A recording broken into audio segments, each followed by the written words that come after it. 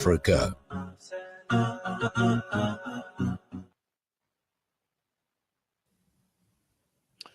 Welcome back. You're still tuned in to News and Views with myself, Salailo Makwidiri. And in a bit, we'll be talking to Thokozile Madondo. She's a researcher at the Southern Center for Inequality Studies at Wits University. And we'll be talking about the passing of the 2025 national budget, which has sparked a lot of controversy with a narrow 194 to 182 vote in the National Assembly yesterday. It has been one of the headlines that we've been closely looking at. And one of the other things that has been interesting is the fact that one of the GNU partners, the Democratic Alliance, is now launching a legal challenge over the proposed 0.5% VAT hike. The ruling ANC, backed by coalition partners, including Action SA, surprisingly, the IFP and others, have defended the budget as necessary for economic stability, while opposition parties argue it places undue burden on ordinary South Africans. And to help us unpack the economic and social implications of this budget, particularly how it will impact inequality, service delivery, and also the government of national unity and its existence at large. As I mentioned, we are joined by Thokozile, a researcher at the Southern Center for Inequality Studies at Wits University. Thokozile, thank you so much for joining us. Always a pleasure chatting to you. Really, really appreciate it. Thank you, and good day to your viewers.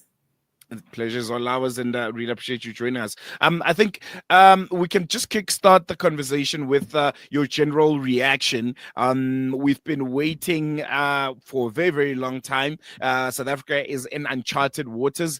We've never found ourselves in this position before where there has to be such a controversial vote for the budget to be passed. We always just thought Minister of Finance presents the budget speech and it's done. From there, all is in place, and then the country gets moving for the financial year. But things were a bit different this time around.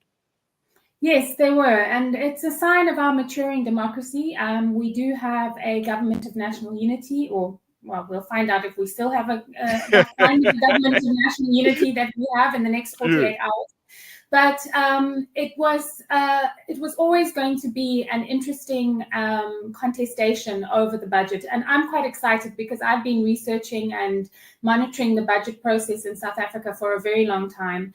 And it has been essentially a rubber stamping exercise. And so for the first time, we actually saw both a political and a broader conversation, public conversation about the budget. And that's what should happen every year. It should be a broad debate and discussion about what the priorities should be and what we should be funding and using our resources to fund in order to deal with our triple crisis of unemployment, poverty, and inequality.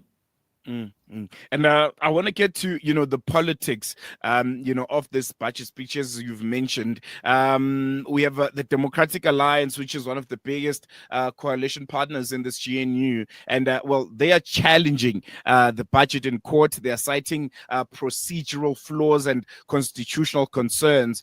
How significant are these legal arguments in terms of the country's fiscal governance?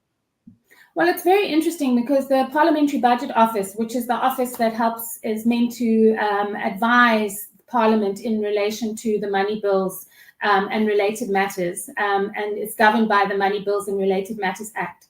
And they pointed out in their submission to Parliament that there are some grey areas in terms of the Money Bills and Related Matters Act and the Public Finance Management Act and the VAT Act as well. And so there is some grounds for reform in relation to the timing of when things get tabled. So we know that once the minister, according to the VAT Act, says that the value-added tax or a tax change comes into effect, then once he says that in his speech, it comes into effect almost immediately. And so it asks questions about the public participation process over the fiscal framework, which is meant to be passed by Parliament and undertaken by public participation.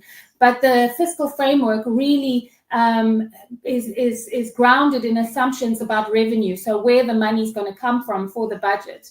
And so this question of the timing of what comes first is very important and should, in my opinion, be subject to legal scrutiny and questions.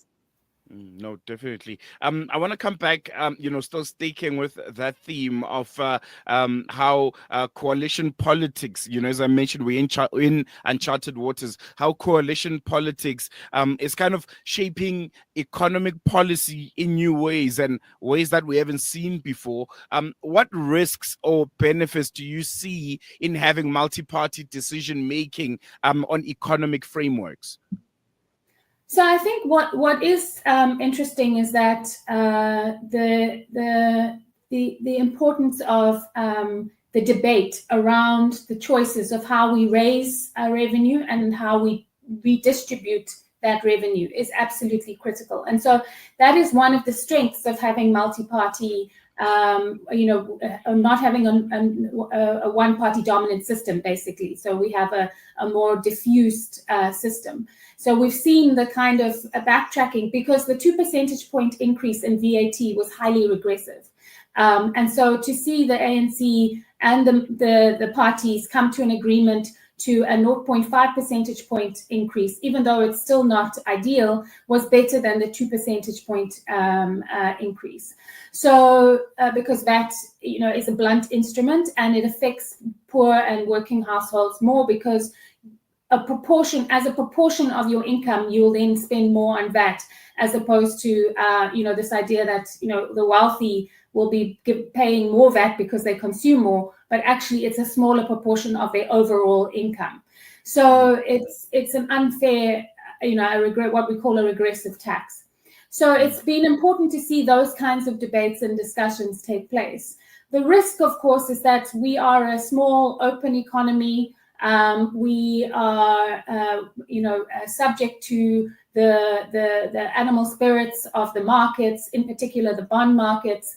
And so if there's instability, and the markets tend to like stability, and so we've had a relatively stable, outside of the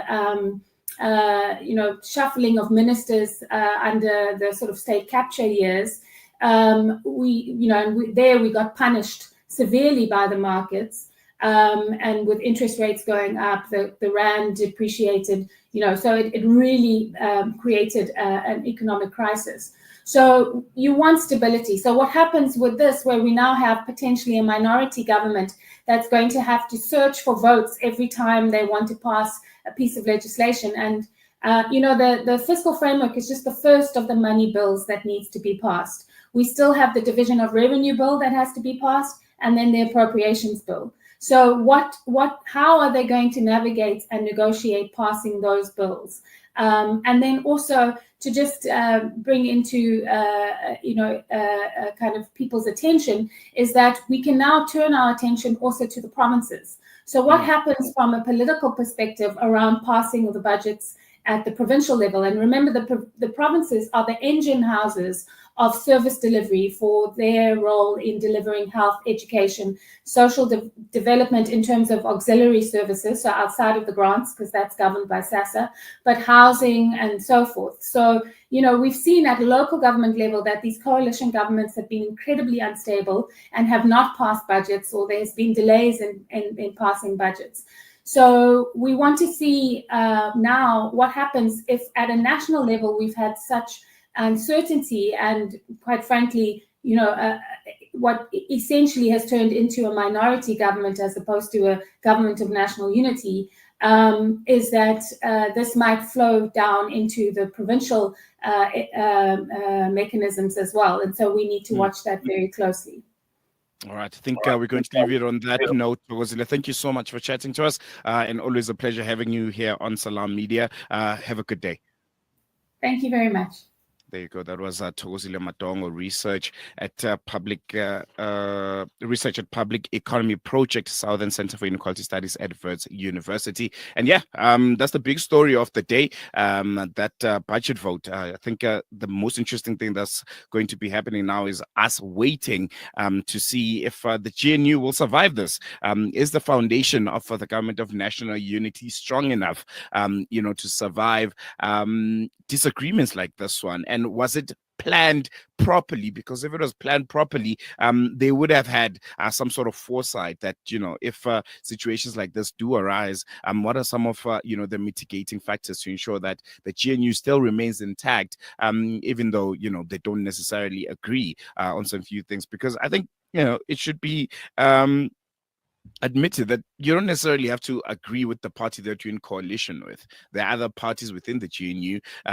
We're still in a democracy. That's why this vote happened yesterday, and we saw swaying it on the side of the ANC. So yeah, really interesting times ahead. That legal battle by the DA is going to be one to look out for, because, well, they say there are some procedural flaws when it comes to how this, the fiscal governance and how this budget was drawn up, and just some of the constitutional concerns surrounding it. So it'll be interesting how this one pans out. We're going to take a quick break. When we come back, news and views continues after this.